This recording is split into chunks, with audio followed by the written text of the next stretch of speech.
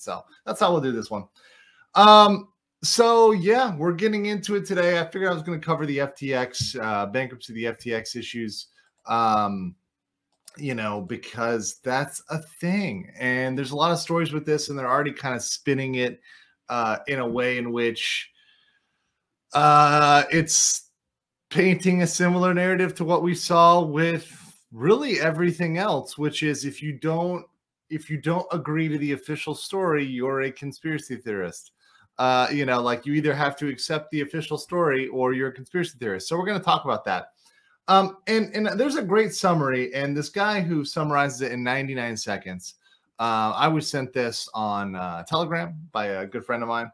So in case you're like not caught up on what's going on with Sam Bankman-Fried, what's going on with FTX, there's a 99-second video that's going to summarize it before we get into the meat of it. So let me just go ahead and share this guy with you guys. And this is going to catch you all up. So you guys are going to be all caught up. And no, shout out to the Penguin overlords. They do not respect admiralty laws or sovereign citizens. That is very true. So make sure you're smashing the like buttons. Make sure you're smashing it really hard. So this is a great 90-second explanation, 99-second explanation about what's going on right now with Sam Bankman-Fried with FTX. So let me just smash play on this one. This is Sam Bankman-Fried. People call him SBF. He's the founder of FTX. He also controlled a crypto hedge fund called Alameda Research, but that's all gone now. He wants you to think he's this sweet guy. He even brought in a famous YouTuber who called him the most generous man in the world. Yep, that happened. That was actually Meek Kevin, by the way. That was Meek Kevin, and Kevin O'Leary also was simping for him. Pretty much anybody could be bought off. It was really, really hilarious.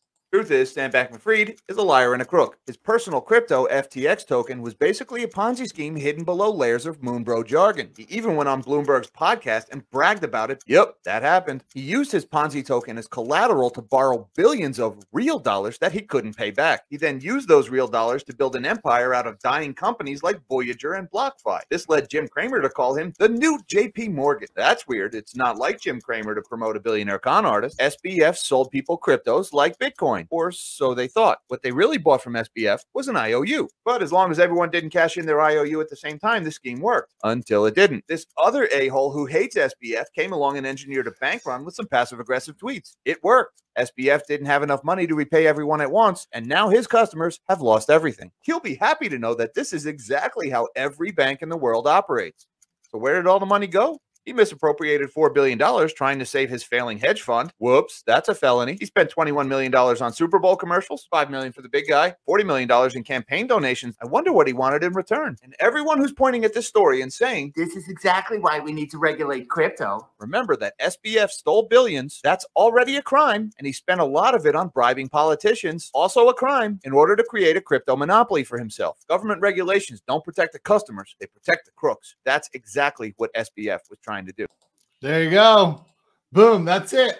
So that was probably the best summary of this I have seen out there on the internet anywhere. I could not do it better than that guy did in, you know, in 99 seconds to give you like a general intro, right? Before we get into some of the crazier stuff, some of the stuff that the funneling of money, all that other stuff. But that was a damn good summary. That was a damn good summary. Yeah, of course he skips critical details. You're gonna have to skip critical details if you're getting it in 99 seconds, right? Like if you're going hard in the paint and you're going fast, you gotta skip details. And there's a lot of important details to hit there. So let's just get into some of the other details about FTX. So FTX right now, obviously, they're filing bankruptcy. And they may have up to 1 million creditors, they've reported. This is an important fact. This is an important fact. This is hilarious. This is hilarious. So essentially the French bank is already having a massive regulatory response. The Bahamas have already appointed liquidators for the funds in the Bahamas, right? They're already under federal, state, international regulation. Now, FTX and Sam Bankman-Fried, a couple things. Number one, well, let me just come over here for a second as the big guy. The most important thing is this guy was the biggest Democratic donor under George Soros. So that little point when he's like 4 million for the big guy. No. It's much more than that, actually. Much more than that. This guy donated the most to that party south of Soros. So let's be very clear about that. And then on top of that, let's push past that. This guy was involved in several other crypto projects, many of which are in trouble, are having issues, have been proven to be scams.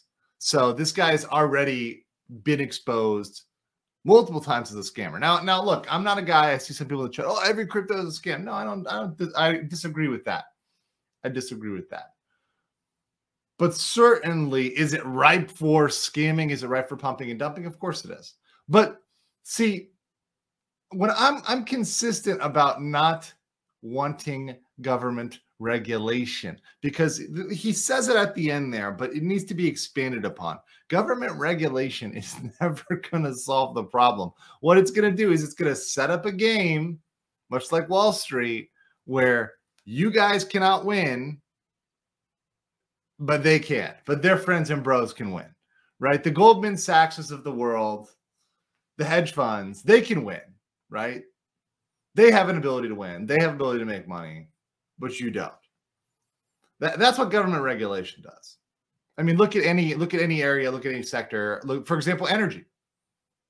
Look at the energy sector. Look at various other regulated sectors. Medical industry, pharmaceuticals. Once again, these are sectors that the government regulation comes in. Show me where it helped small businesses. Show me where a government regulation is helping a small business grow and prosper and outcompete the friends and bros of the politicians. Haven't seen it. Haven't seen it. Dylan98 says, you got to get blackout drunk with somebody for a night. Is it Andy Dick, Amber Heard, or Courtney Clenny? It's going to be a bad time, but which one? Okay. Actually, this is a good question. If I had to get blackout drunk with one of these three, who would it be? I would get blackout drunk. I think I would take. I think I would take probably Heard. Dick is just too weird. Like Andy Dick is just too fucking weird. Courtney Clenny kills people. Amber Heard, I feel like if she's blackout drunk, she's not as much of a threat as if she's not drunk. Because most of the stuff she did when she was sober. Courtney Clenny was always drunk. That was her thing. And I just don't want to be near Andy Dick. And he's got a dick, so I don't want to know what he's trying to do with blacked out. Amber Heard, I feel like if we're drinking, I feel like I could drink her under the table and then run the next day. That's my choice. That's a hard one though. That's a hard one. That's like a marry fuck kill. That's very difficult. But yeah. Bright Eyes says, do you think the timing of the story is sus after the election is interesting? Maybe. No, I think that going after it after the elections versus before is sus. Because a lot of people knew about this before. In fact, people who know about crypto, people who've been in the crypto world, people who understand what goes on with these characters, always said Solana was very suspect. A lot of FTX, a lot of projects that are related to Sam Bankman-Fried, FTX. He was associated with a crypto named Solana, which is having a lot of issues right now. Very suspect.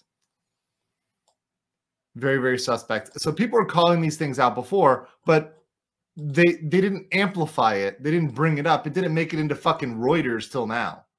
Why is that? Yeah, it is because of the election. For sure. They could have brought this up before. They could have exposed this before. For sure. A single 30-day supply of Latuda covered 50% by insurance and $300 off manufacturer coupon is still $701. This to me, the cost of prescription drugs especially as somebody who lives abroad, it doesn't make fucking sense at all. I've gone to the doctor. You guys heard my bad cough when I'm sitting here like on stream. So I had to go to the doctor twice for that. Shit, I might even go back because I feel like it's still there a little bit. And each time I go, they're like, "Oh, I'm sorry, the drugs are going to be expensive." I'm like, "How much is it?" And you know, it's the equivalent of $20, and it's like a lot of pills, like a week's worth, and like a bunch of different pills. And I'm like, "Are you serious?"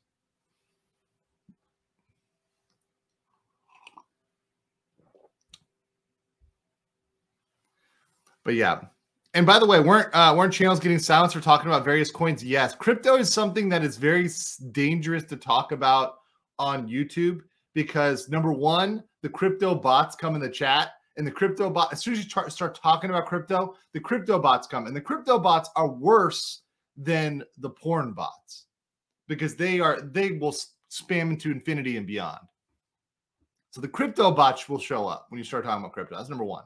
Number two, you get dinged in the algorithm. Number three, you oftentimes get demonetized. And a lot of times you're getting punished because the bots are posting in your comments or the bots are, interfering with your page. So YouTube sees that and it's like, oh, let's just shut this down through no fault of your own. Yeah, today Rumble, Spooky Spoon, today Rumble is giving me a little bit of trouble. So I'm not doing Rumble right now, but I will be doing a Rumble exclusive to make it up only on Rumble later, either later today or tomorrow. But I will do a Rumble exclusive. So don't worry. I'm committed to always making content on Rumble. And by the way, this is going to be backed up to Rumble. So everything I do is backed up to Rumble. Duncan's Fun says, I knew FTX was a scam. My friends lost money. Well, I'm sorry to hear about that for your friends. And a lot of people got into one crypto scam or another. And I think one of the worst things is that I think people who otherwise are liberty-minded, who if I talk about guns, they're like, oh, yeah, no regulation for guns. If I talk about healthcare, they're like, they don't want regulation there. They don't want single-payer system. But if I talk about crypto, they're like, oh, that needs to be regulated.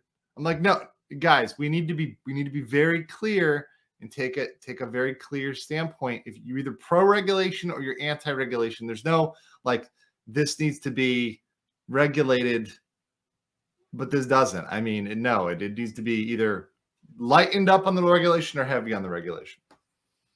We can make an argument about certain areas and whether there should be some regulations. I've had the debate with nuclear power. Okay, nuclear power, there needs to be some regulation. Okay, sure, right?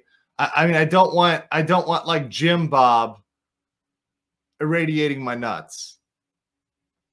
But there's very few things that I really care that really think needed practical.